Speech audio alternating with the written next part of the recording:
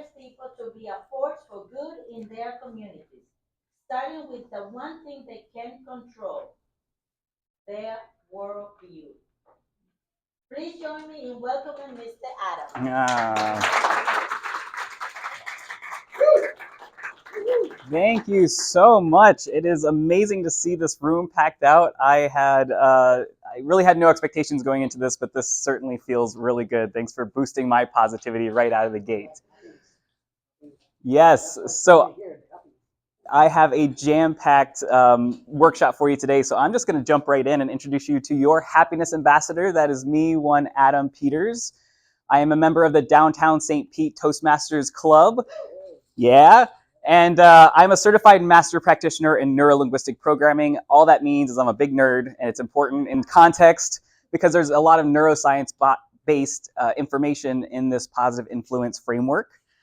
I'm also the author of The Blueprint to Happy, this book right here. Some of you are proud owners of this book.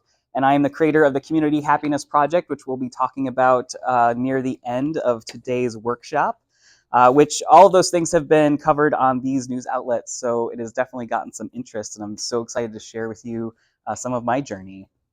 So being a nerd that I am, I like to start with a baseline. In front of you, there is a handout for those of you who were able to grab one. Wonderful. If not, you can find a place in your workbook to write down the first 3 things that you can remember thinking when you started your day today. It's really good to get a baseline of where you're at right now and your thought process, and this is how we're going to do it. So there's this little box right here on your handout that has a placeholder for the first 3 things that you can remember thinking this morning. I'll give you a minute to think about that and write it down before we move on.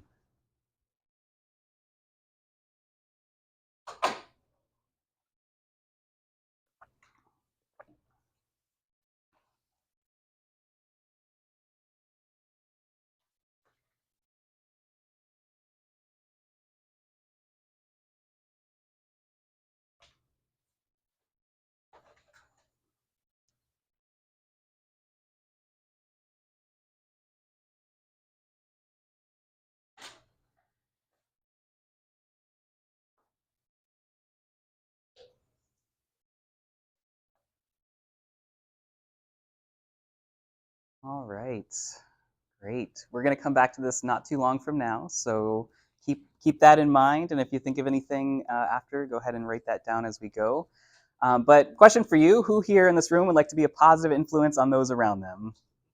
Oh, so many hands up. I'm so glad. I presume that's why you're here, to learn how to be more of a positive influence. Who here can think of people that are negative influences in their lives? About just as many hands, right?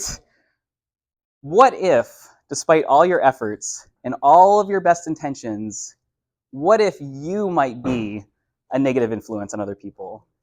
And perhaps more importantly, what if you are a negative influence on yourself? It turns out that if you are, you're not alone.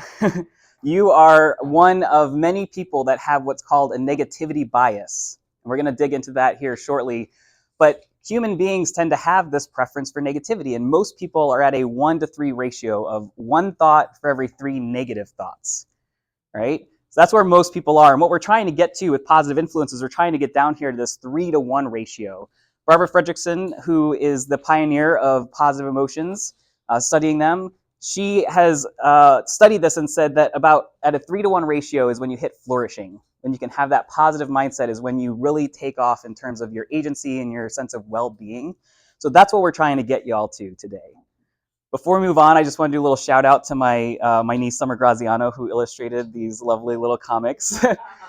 She's 16 now, but she was 14 when she did these for me, and I really appreciate that she brought my thoughts to life. So I like to give credit where credit is due. Positive influence is an inside job. It's an inside job. Why? Because everything that you can control, every single thing that you can control is in this little bubble right here. That's you. You have 100% control over you, which is amazing. What you don't have control over is everything else that happens in the world. And we live in a time where you know what's happening in the world all the time, thanks to your pocket computer. And that can be really, really stressful, and it detracts from our overall quality of life. So positive influence has to start on the inside, has to start with you. So that's what we're here to learn, is how do we build that positive influence in ourselves. So if you can't control anyone else, what's left? You guessed it, positive influence. That's why we're here. How do we make that mark on ourselves so that we can authentically go into the world and leave that positive influence on other people? People know when you're being authentic. People know if it's coming from a true place of I believe this, I embody this, or I'm not practicing what I preach, right? So that's why it's got to start on the inside. So go back to that first three things that you thought of this morning. How many of them were negative? And how many of them were positive? Some of them might be neutral. You can make little marks next to them, a little minus mark for a negative, a little plus mark for a positive. You don't have to share with anybody. This is just for you to know where you're at right now with your default way of thinking. When you wake up, this is what I think, this is how I feel. Hopefully that taught you a little something about where you're at. Why do we have negative thoughts? Like I mentioned, it's this thing called negativity bias. I like to call it positivity blindness. And because of our brains evolving during a time where we were in a hunter-gathering society where a snake in the grass could kill you, a spider bite could take you out, your subconscious is always scanning for danger. It's always looking for a shadow that's not right. And that's a brilliant way to survive in that world, but we have conflated snakes in the grass with nasty emails, and we just treat them the same. So it doesn't really serve us to have this negative mindset anymore. And what happens, say you have 5 good things happen to you today. I think it's pretty common. We usually have more good things happen to us than bad things, or even neutral things. And you had one negative thing happen that day. This is what your brain does. It gives way more weight to this one. I'm going to bed and I'm thinking about, oh, that thing that happened today. Oh, it's driving me mad and I can't stop thinking about it. I'm completely ignoring all the good things that happened to me that day. And that's the negativity bias. But here is the good news, my friend. Your brain is entirely capable of flipping that negativity bias into a preference for positivity. And that is what is in my book, The Blueprint to Happy, the process to do that. And some of the little tips and tricks that are included, I'm talking about today in this workshop. I don't have enough time to cover everything. I wish I did. But the reason why positivity leads to impactful influence is this concept of broaden and build. This is another Barbara Fredrickson concept. Her theory is that, well, negativity narrows your focus properly. If there's a snake in the grass, you better pay attention to that snake and get away. Fight, flight, whatever you got to do to dismantle that situation. But when it's a nasty email and the blinders are on now and you're responding like it's trying to kill you, you're not gonna have the same outcome that you might want because you're isolating yourself. You're reacting rather than responding. But positivity broadens your perspective. It allows you to see the bigger picture, the bigger context. It allows you to see the resources that are available to you. And that is what allows you to build for the future, because now I can conceive of a future where there's a positive outcome and I can strive towards that instead of just being stuck in this moment dealing with something that may or may not be within my control. Oftentimes it's not. So what's in it for you? There's tons of benefits of having a more positive mindset.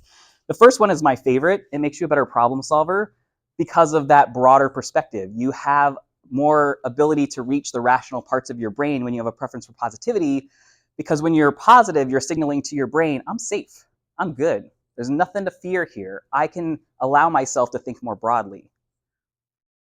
It also creates deeper and broader relationships, because when we have a negativity bias and we're filling in the blank, what did my partner mean by that? What does that action signify? We're filling in the blank with a negative assumption when we have a negativity bias, and we have a preference for positivity, we're filling it in with a positive thing. Oh, they must really care about me because they went out of their way to like make sure that I got home okay, and not they're worried about where I'm at. They think I didn't go home right away. So it allows you to drop the insecurities that hold relationships back so much and embrace a more vulnerable, deeper, authentic connection in your relationships. It also has actual physical health benefits. So when we're in a more positive mindset, like I said, it allows you to know that you're safe. And your body has this amazing healing process that you undergo every single day if your brain and your body feel like it's safe to do so.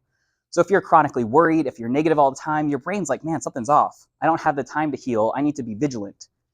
When you're more positive, your body is relaxed and is able to say, okay, it's healing time. We're going to go through our natural cycle. We're going to flush out all the waste and we're going to repair whatever damage was done just by the act of living. There's some really cool studies about this that show actual changes to your DNA structure based on mindfulness and presence techniques. And lastly, it helps you form a positive relationship with stress. When you're stressed out, your body gives you a gift in the form of cortisol and adrenaline. And it wants you to use that gift to take action, to do something, to address your situation. And it's only when you don't do something, when you just steep in that cortisol and that adrenaline, that it eats your body from the inside out. You're meant to do something. And when you're more positive, you're more capable of doing something because you're less stuck in that negative mindset of being focused on the danger, right? So before we get into some practical ways to boost your positivity, I want to explain to you a little bit about the subconscious and conscious relationship, because to me, this helped me believe that this process can work because I understand the underlying mechanical pieces of it because I'm a nerd. So I want you to think about your subconscious like a supercomputer, because it kind of is. It takes in 11 million bits of data per second. 11 million bits of data per second. It's rendering your entire reality right now. It's giving you information on the wind speed, the temperature, the feeling of the chair under your butt, the shadows on the wall. You're not consciously aware of that, but your subconscious is. And the minute it senses something's off, it's going to bring your attention. You get a little movement in the corner of your vision, you're going to look over there. Your conscious mind is going to look over there because your subconscious said something's going on over there. So keep that in mind. Supercomputer, it runs most of your life because it processes so much and it decides what it gives to the conscious mind, who's like the user. Think of the conscious mind like the guy at the keyboard typing in commands, getting back information from the supercomputer. Your conscious mind can only take in between 40 and 50 bits of data per second. Not million, 40 or 50 bits. There's a bandwidth difference here. So it is up to your subconscious to bring your attention to whatever it thinks you need to know about. And it decides what that is based on studying you. Your subconscious likes what you like. It only cares about what you do most. It has studied you for your entire life. The most interesting and important thing to your subconscious is you. It wants you to be safe, it wants you to be happy, and it is agnostic as to how you get there. It only knows what you do most. So if you doom scroll all day, like yours truly did once upon a time, I'd get off of work and I'd flip on the news, let it play for 5 hours until I went to bed thinking this is a good thing for me, being informed, but I was miserable and stressed. But I still craved, as soon as I got off work, I craved it. I'm like, turn on the TV. It's time to turn on the TV. Because my subconscious thought that's what I wanted to do because I did it the most. But conversely, if I take a book into nature and I spend time reading, and I do that enough times, your subconscious is going to start prompting you to do that. Tap you on the shoulder, be like, oh, it's reading time. Let's get the book. Let's go outside. And you'll be excited and you'll be drawn to that thing because it's what you do the most. This is a personal example from my own life. If I say that I want to eat better, and 5 out of 6 instances I eat ice cream instead of an apple, I am not fooling my subconscious. My subconscious goes, no, bro, you don't want to eat better. You want ice cream. You know what's in the fridge? You know what's in the corner store? Ice cream. You should go get some. You love ice cream. It's going to give me that urge. And that's a really easy one to be able to notice because I kind of take conscious action. But in your day-to-day life, when you have this negative bias and it's your subconscious is constantly bringing your attention to these things, it just seems like a normal day. But that normal day can be so much more positive than what you currently experience because right now you're drawn to the negative, and you can change that. You can change that through the power of neuroplasticity. So this is a diagram of a neuron, and you have billions of these neurons in your brain right now, and they're all firing, registering everything I'm saying, helping you write notes. And it's got two sides, this left side and this right side. And I'm going to simplify this for you and just have you draw your attention to this dendrite and the synapses. And I'm going to simplify it even more and say that the dendrite is like the hearing side of the neuron, like a cup and two strings. And the synapses is like the talking, the transmitting side. And the really amazing thing about the human brain is that these connections can grow or shrink infinitely. Neuroscience used to think that there was a limit to how many connections we could make, and at some point when we got to a certain age, we couldn't make any more. We have proven that false. It gets a little harder as you get older, and there are things you can do to increase your neuroplasticity, but this is how we change our habits. The more we do something, the more that these connections solidify. It creates a shortcut network in your brain to say, when this happens, do this. It's an automatic response. So most of your life, I said your subconscious runs most of your life. That's why, because it has built these automatic responses to stimulus and triggers. Once we start to notice when we are triggered in a certain way and change the behavior, we're shrinking old connections or repurposing them, and we're growing new connections to create a new map in our minds, which is an amazing superpower. The bottom line is that this neuroplasticity ensures that we can learn new things and transform behaviors and habits with enough repetition and intentional effort. That's the key. So at the tipping point, because the brain likes shortcuts, you don't have to fight this every single day of your life. You just have to do it to the 51% level. Once you hit that 51%, your brain goes, oh, this is what we're doing now. We've changed. And it will start to do that automatically. So that is your superpower in your human brain. So now we get to do the interactive stuff. Now we get to connect through, or do positive influence through connection. And this is going to be interactive. To you, whether you're willing or not, you can definitely decide for yourself. But I would love for you to all stand up. Just go ahead and stand up if you are willing and able. And I need you to make eye contact with your closest neighbor. Just turn to your closest neighbor, make eye contact. All right. Enjoy that.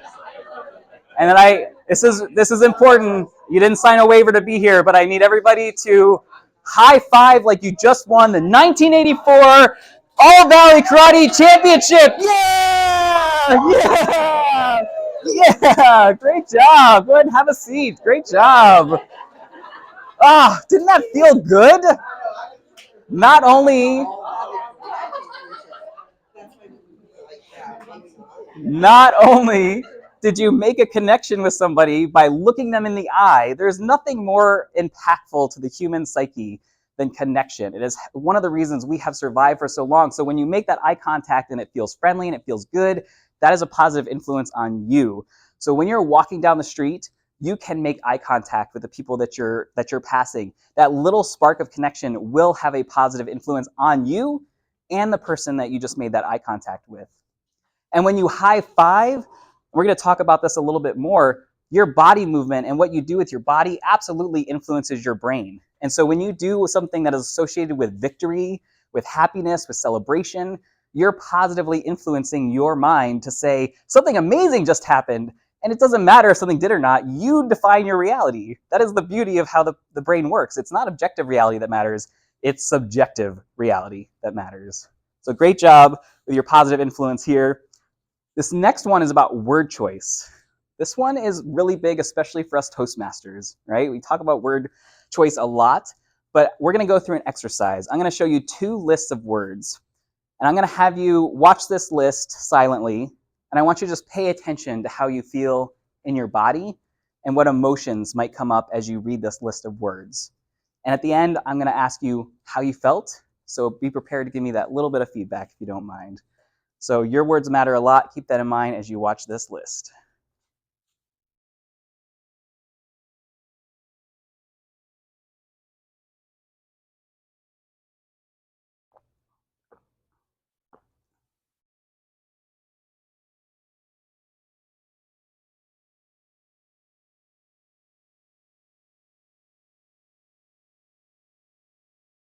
What did that feel like? Terrible, heavy. Mother-in-law. you create an association, right?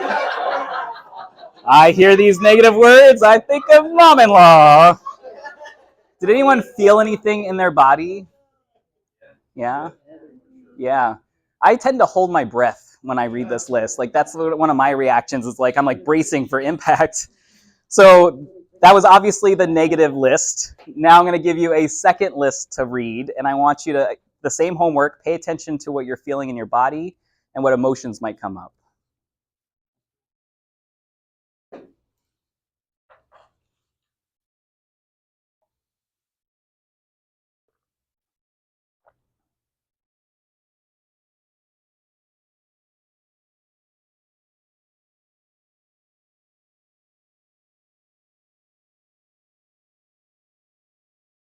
What was that like? Relaxing, positive. Yeah, I'm hearing a lot of good words. I'm seeing a lot of smiles. I'm seeing a lot more brighter, like body language, even from this crowd after watching that positive list. Folks, we use words every single day to talk to ourselves, to talk to those around us. And we have an incredible amount of control over which words we choose. So if you walk away with nothing else from this workshop, I'd like you to start paying attention to the words that you're using, especially in yourself, because remember, it's an inside job. So the words you start using with yourself, you're going to start using with other people naturally and organically.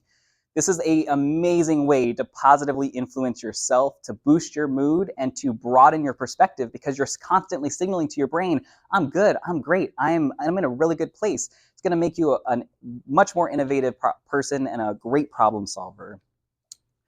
So last, a way to, in this demonstration, to do positive influence is through community engagement. So this is the Community Happiness Project I was telling you about. This is my front yard. So this is my house back here. And during COVID, I noticed that people would cut through my yard when they were walking their dogs. And old Adam, who hadn't really gotten to the gospel of positivity, would have been like, get off my lawn. What are you doing? It's my property. But new Adam, who really understood the potential for positivity, thought, oh my God, what an amazing opportunity to put something delightful in people's way. Just very purposefully say, you're cutting through my yard, you're going to have a delightful experience doing that. And it started very simple. It started with literally a pile of rocks, and it just kept iterating and iterating to the point where we give away these painted rocks. So they're called happiness rocks, and I encourage people to take one, bring it home, put it in their garden, and every time that they see it, to pause and reflect on something that makes them happy, because it's a numbers game. It's about what you do the most. So we're prompting people to have a more positive experience every single day. I'm hoping every time a neighbor drives by, walks by this installation, they think, oh man, I'm so happy to live in this neighborhood. We got this really cool thing and we got really cool people, and it's increasing their ratio of positive thoughts. So it's kind of an experiment on my side too. Down the road, I'd love to do some crime stats and see, did crime go up, go down, or stay the same in my neighborhood? Because I'll tell you, people were like, don't put those chairs out. People are going to steal those. And they're there. No one has stolen those chairs to date. Do we have a question? I am not. I'm glad that you asked that, because I do like to give credit where credit's due. This sign is manufactured by a man named Gary King, and I think he's in his late 70s, going into his 80s. This dude climbs his own 9-foot ladder and hammers these signs into all types of places all around Gulfport and St. Petersburg. And he inspired me big time. So you can see that I've got a happiness sign up here with an arrow pointing down. That, to me, is trying to tell people, like, happiness is here. You don't have to go to Calcutta or Sydney or Kiev. You can find it here, and you can take it with you anywhere that you go. So he was a great inspiration to me. I started seeing the signs around my town, which I love St. Pete. I'm St. Pete native. And I just thought, how nice that someone cares enough to try to build this sense of happiness in our community. Jeff. Adam, what's your address?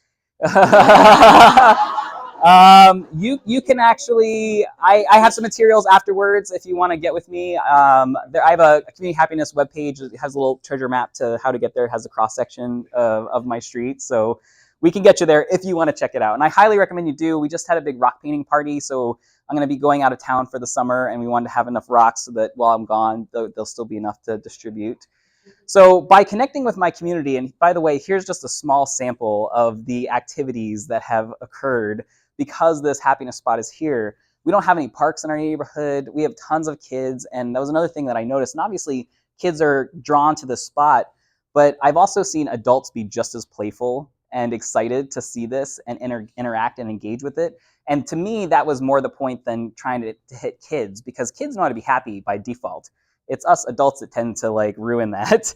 And we have to remember what it's like to be carefree and present and playful. So this is a big reason why I started the Community Happiness Project. And by engaging your community, that's a positive influence. You all are already part of this amazing community called Toastmasters. So you're already well ahead of a lot of folks. And I get so much enrichment from mine. I will tell you, there's times where I've had a long day and I think, oh, I don't know if I want to go to the meeting tonight.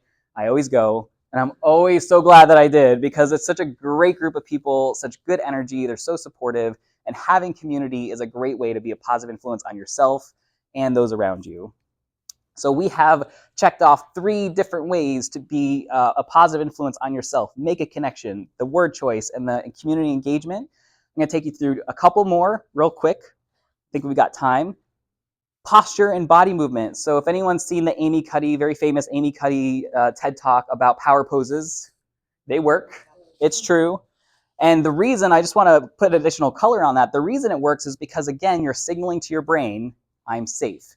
So when you're relaxed, you're like nice and spread out. And if I'd like everyone to just maybe do this with me, just like spread out a little bit, like just lean back in your chair, put your hands behind your head, like you feel like the big cheese, You can even put your hands up because this is a victory pose. This is the international pose for victory. And when you do it, you feel like something amazing just happened. It doesn't matter if something didn't happen that was amazing, you think it did, and that's all that matters. So that body posture movement, and the converse is true too. Like when you're crossed over and you're hiding your vital organs, you're signaling to your brain like, I don't feel safe here. Something's off and wrong, and I need to be on high alert. And it's going to build that preference based on what you do. So consciously, you can say, I'm so nervous for this speech right now, but I'm going to pretend like I'm not. And I'm going to have big body language, and I'm going to walk around feeling good, because I'm tricking my brain into believing that that's true, and that's all that matters, which is wonderful. So check that one off. Use your imagination. So your imagination is so amazing. When you read a book, this is a nonfiction book, so it probably wouldn't count, but when you read a fiction book, you cannot distinguish between you experiencing that and it being a book character. Your brain really processes it as, I'm doing this. Same thing with TV shows. It's why we love escapism so much. But you can be very intentional about this. I'm going to take you through a little meditation that my 3rd grade teacher used to take us through. And I didn't know at the time that she was doing such a solid in being able to conjure this positive experience. But just close your eyes if you're open to that, if you're willing. Close your eyes. She used to have us put our heads on our desk, which you're welcome to do that too if you want. But just imagine yourself sitting at the shore of this beautiful, pristine lake. And the lake is shimmering with sunlight, and all around the lake is this lush green grass. And there's bunnies hopping through the grass, and there's birds flying around chirping. And the warm sun you can feel on your skin as the breeze gently tickles your skin. And you feel grounded and present in this moment at this lake, and you feel as calm and placid as that lake. It's just that simple. That was maybe 30 seconds of visualization, but I have a feeling you feel pretty good right now. I have a feeling you might want to even stay there at the shore of that lake for even a few more minutes. It's a wonderful treat to give to your brain to pause in this chaotic and insane world and just put yourself at the shore of that lake. You can do that with your imagination, and you just did, so check. You are all well on your way to positive influence. There is a last one, which is to tell yourself a better story. That is what my book, The Blueprint to Happy, is all about. It's a 6-step process about reframing, and it takes into account all the neuroscience stuff we talked about, all the fight or flight that you will experience, and how to interrupt that, how to understand where those feelings are coming from, and how to tell a story that's actionable, because we like to feel like we're in control, that's positive, because that's what we're training our brain to do, and that's reality-based, because we're not trying to gaslight ourselves. We want to have a real, true acceptance of the world that we live in and still choose a positive way forward. So it's a great skill if you can master it, and I hope that you are interested in going a little bit further, because like I said, I can only do so much today in our 45-minute session. I am going to recap here, and if you have your handout, this is a great time to fill in some blanks if you haven't already. Recap number 1 is we have negative thoughts because they helped us to survive for a very long time. It feels both normal and natural. There's nothing wrong with it. It is our natural default. So give yourself grace, because it's hard to overcome this, or even to know that it's a thing. Negativity narrows our focus and prevents us from seeing the bigger picture and connecting with others. Conversely, positivity broadens our perspectives and makes it easier to connect with others. Your subconscious responds to what you do most and will automate your patterns for you. And then it's possible to build an automatic preference for positivity by mindfully repeating positive thoughts and experiences. At the tipping point, your subconscious will automate that preference. Those are the key aspects of building that preference for positivity.